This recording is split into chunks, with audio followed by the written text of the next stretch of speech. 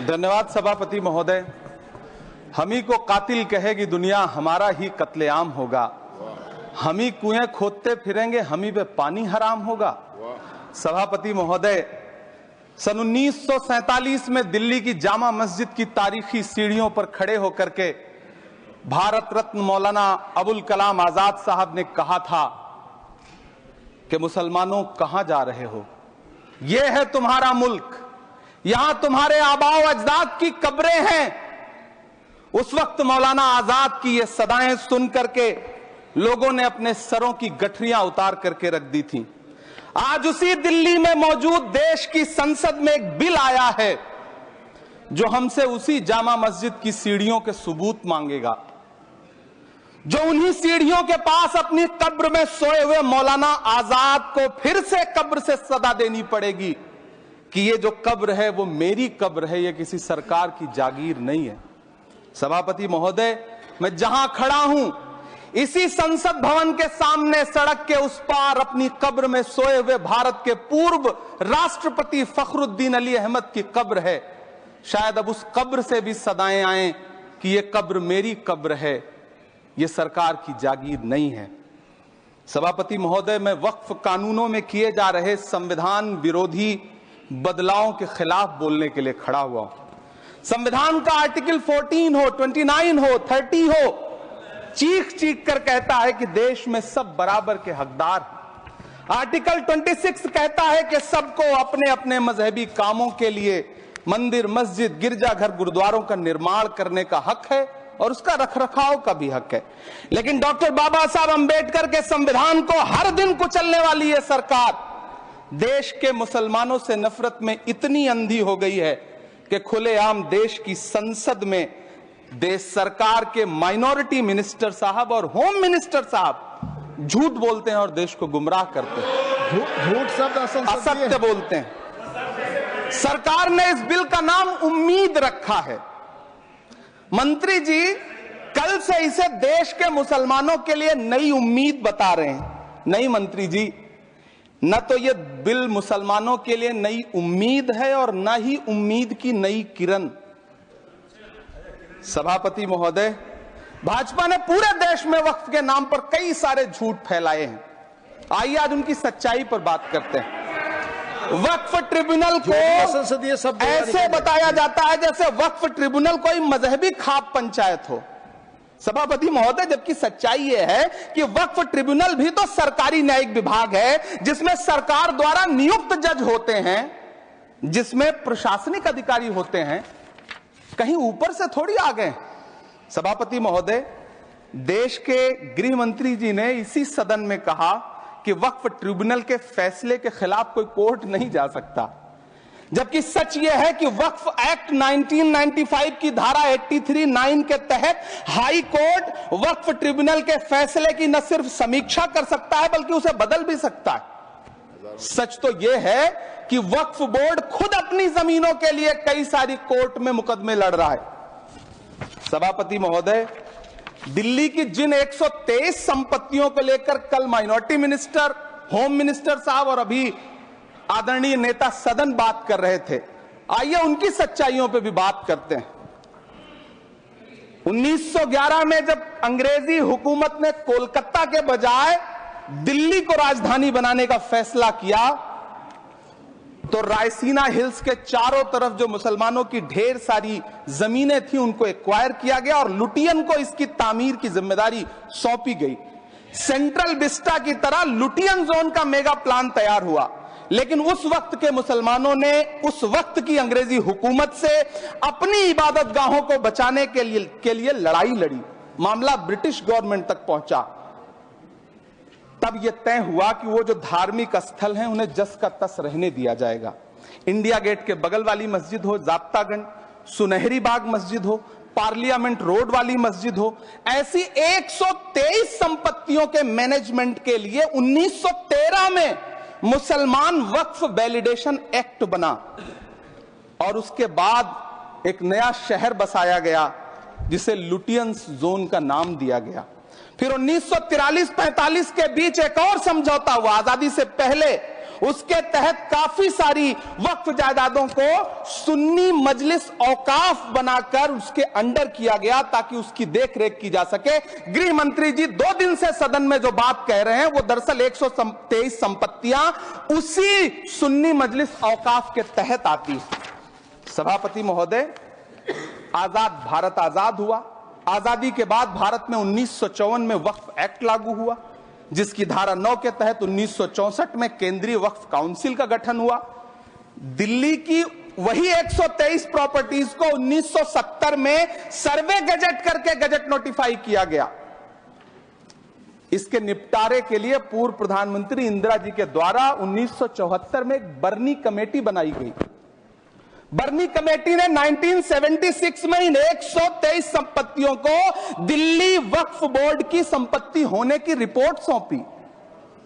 उस रिपोर्ट के आधार पर 1984 में कांग्रेस सरकार ने उन 123 प्रॉपर्टीज को दिल्ली वक्फ बोर्ड को सौंपने का फैसला किया, जिसके खिलाफ विश्व हिंदू परिषद कोर्ट गई। मामला 2011 तक पेंडिंग रहा। फिर 2011 में कोर्ट ने सरकार को आदेशित किया कि इसका निपटारा करो।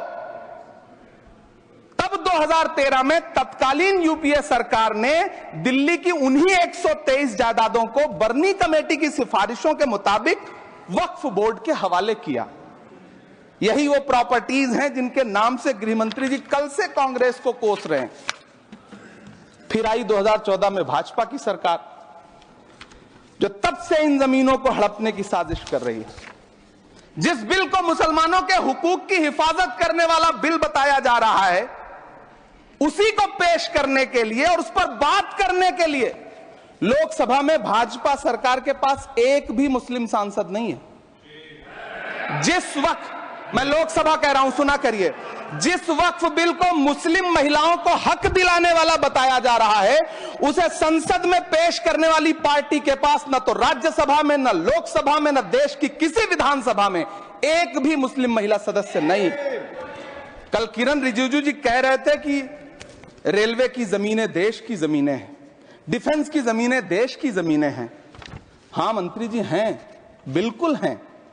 ये जो वक्फ की जमीनें हैं, ये हमारे पुरखों ने धार्मिक कामों के लिए डोनेट किया है। तो हम भी तो इसी देश के नागरिक हैं, हम भी तो इसी देश के बेटे हैं। तो वक्फ की जमीनें भी तो इसी देश की जमीनें हैं, उनको पराया क्यों बोलते हैं आप? सभापति महोदय, अशफाकुल्लाह खान जब फैजाबाद की जेल में फांसी के फंदे पर झूल रहे थे, तो इसी देश की जमीन के लिए झूल रहे थे ना। सभापति महोदय, अंडमान की जेल में काला पानी की सजा काटकर अपनी जान देने वाले मौलाना फजले हक खैराबादी हो या शेर खान अफरीदी हो, वो भी तो इसी जमीन के लिए अपनी जान दे रहे थे ना। सभापति महोदय, पाकिस्तान के खिलाफ लड़ते हुए अपनी जान देने वाले महावीर चक्र विजेता ब्रिगेडियर उस्मान हो या पाकिस्तान के पैटर्न टैंक उड़ाने वाला परमवीर चक्र विजेता वीर अब्दुल हमीद हो, वो भी तो इसी जमीन के लिए अपनी जान दे रहा था ना। और मंत्री जी, मैं इस सदन में अलग ऐलान ये कहता हूं कि जब भी इस देश की जमीन को लहू की जरूरत होगी, आपसे 2 कदम आगे इमरान खड़ा मिलेगा। ये मैं आपसे यकीन दिलाते हुए कह रहा हूं। सभापति महोदय, मैं सरकार से कहना चाहता हूं, हमसे हमारी इबादत गाहें तो मत छीनिए ना, हमारे घरों पे बुलडोजर तो मत चलाइए ना, हमारी कब्रों में तो हमें सुकून से सोने दीजिए ना। सभापति महोदय, माइनॉरिटी मिनिस्ट्री का बजट कट करके, मुस्लिम बच्चों की स्कॉलरशिप बंद करके अब सरकार कह रही है कि हम वक्फ की आमदनी से गरीब मुसलमानों का भला करेंगे। गुजरात की बेटी बिल्किस के बलात्कारियों की रिहाई के बाद उन्हें माला पहनाने वाली लोगों के नेता ये कह रहे हैं कि यह बिल मुस्लिम महिलाओं को उनका हक दिलाएगा। धन्यवाद मोदी जी, क्या बढ़िया सौगातें मोदी दे रहे हैं आप। पहले हमें गुजराते मोदी दिया, आप सौगातें मोदी दे रहे हैं।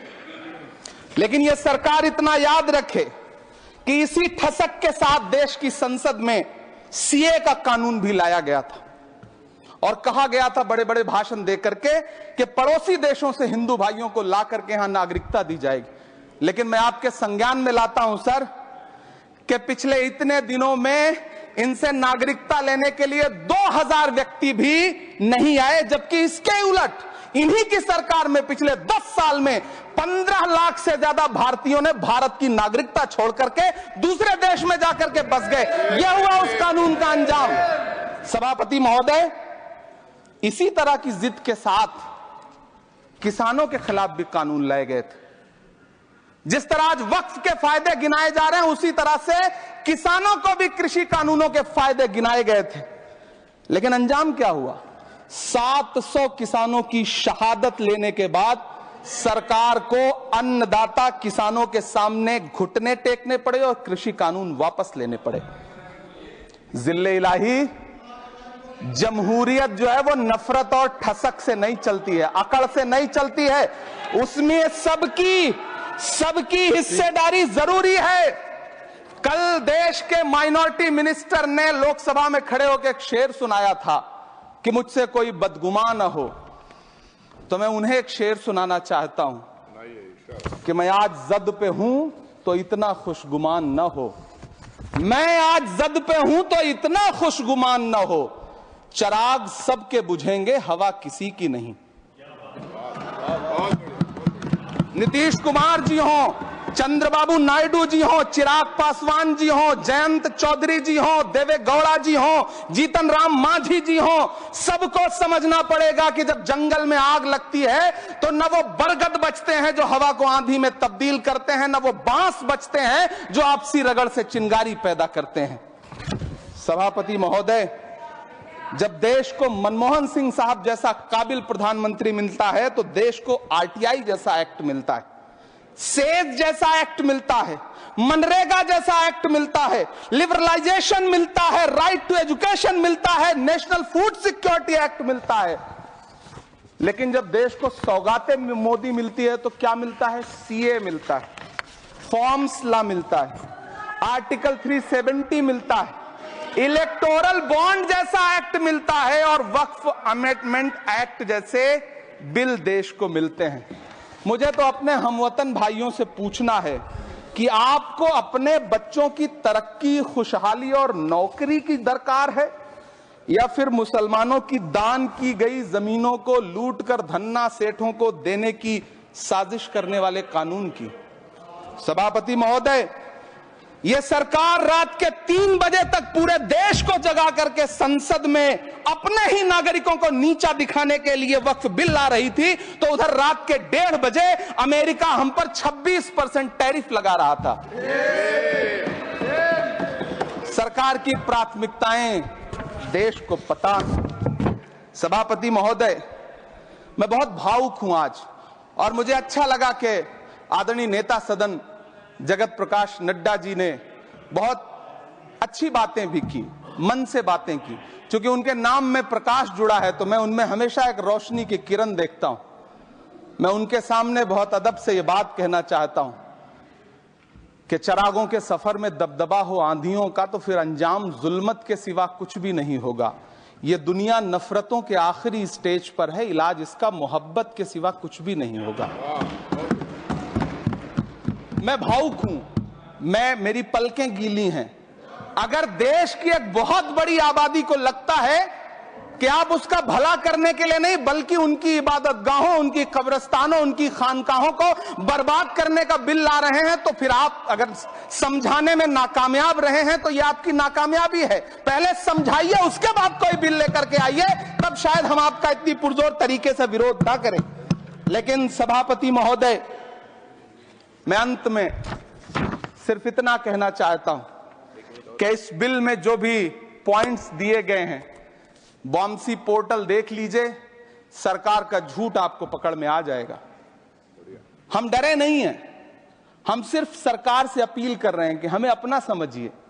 हम आपके अपने हैं, इस देश के नागरिक हैं और आप ताकत में हैं। संख्या बल के आधार पर बिल हो सकता है आप पास करा ले, लेकिन आपको यह बात समझनी पड़ेगी कि हम तो वो तारीख हैं, जहनों में रहना है जिसे कागजी पुर्जे नहीं जो फाड़ डाले जाएंगे। जिस जमीन पर मैं खड़ा हूं ये मेरी पहचान है। आप आंधी हैं तो क्या मुझको उड़ा ले जाएंगे? आपको यह बात समझनी पड़ेगी। आपको अगर इतना विपक्ष की तरफ से पहले जेपीसी में इतने सारे पॉइंट्स आए और उसके बाद कल से लोकसभा में और राज्यसभा में सुझाव आप सुनने को तैयार नहीं है, लोगों की शंका को दूर करने के बारे में आप बिल्कुल सोच नहीं रहे, बस आप कह रहे हैं यह बिल उम्मीद की नई किरण है। नहीं साहब, इसे भले किरण जी लेके आए हैं, लेकिन ये उम्मीद की नहीं बल्कि नाउम्मीदी की किरण है। और इस देश की एक बहुत बड़ी आबादी इस बात से खदशे में है, शक में है कि आप सीधे उनकी जमीनों को लूट करके धन्ना सेठों को बेचना चाहते हैं। मेरी अब भी आपसे अपील है कि इस बिल को वापस लीजिए। यह बिल कहीं से आपके अपने नागरिकों के लिए अच्छा नहीं है। यह बिल सिर्फ इस देश के मुसलमानों को नीचा दिखाने का और अपने एक ऐसे मतदाता वर्ग को खुश करने का बिल है जिनको इस बिल के पास हो जाने से कुछ मिलेगा भी नहीं। लेकिन आप एक नैरेटिव देना चाहते हैं, एक मैसेज देना चाहते हैं। मेरी आपसे अपील है कि कृपया ये जो सबका साथ सबका विकास का नारा है, इस नारे को रत्ती भर तो चरित्रार्थ कर दीजिए। बहुत बहुत धन्यवाद।